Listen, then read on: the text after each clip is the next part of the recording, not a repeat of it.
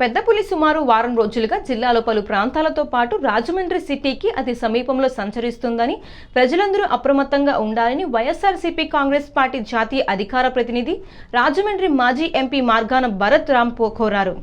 దివాన్ చెరువు satellite city Akkamma తల్లి కొండ వద్ద పులి సంచరించినట్లు నిర్ధారణ అయిందని, కొండ దాటితే శాటిలైట్ సిటీ ఎక్కువ జనాలు నివసించే ప్రదేశమని ప్రజలందరూ జాగ్రత్తలు తీసుకోవాలని కోరారు.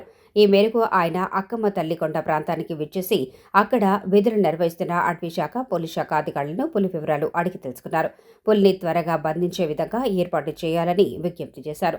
అత్యాధునిక పరికరాలు లేవని తెలుపక సాక్షాత్తు డిప్యూటీ సీఎం పవన్ కళ్యాణ్ అటవీ శాఖ కూడా మంత్రి అని అవి సిబ్బందికి అందుబాటులో లేకపోవటం విచారణకరమని భరత్ తెలిపారు. జనాలు నివసించే ప్రాంతాల్లోకి పులి ప్రవేశిస్తే ఆ ఊహే భయంకరంగా ఉంటుందని కనుక యుద్ధ ప్రాతిపదికన పులిని బంధించేలా చర్యలు తీసుకోవాలని కోరారు.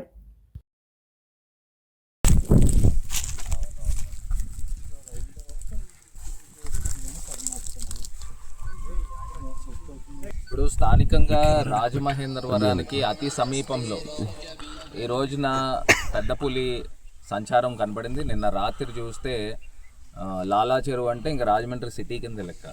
లాలా చెరువు దగ్గర ఎస్విపిసి కళ్యాణ మండపంలోకి వెళ్ళడానికి ప్రయత్నం చేసింది. గోడ పెద్దగా ఉండడం వలన అది ఎక్కలేక ఎదురుగుండా ఉన్న జీడి మామిడి తోటలోకి జంప్ చేసింది. మరి అక్కడి నుంచి ఇవాళ రాజమండ్రికి జస్ట్ ఒక 2 కిలోమీటర్స్ డిస్టెన్స్లో ఉన్న హోటల్లోకి మరి ఇక్కడికి పెద్ద పులి రావడం జరిగింది. ఇక్కడే ఫారెస్ట్ అధికారులు కానీ లేకపోతే పోలీస్ డిపార్ట్మెంట్ కానీ ముమ్మరంగా ఇక్కడ ఈ పులి సంచారం గురించి వెతుకులాట్లో ఉన్నారు.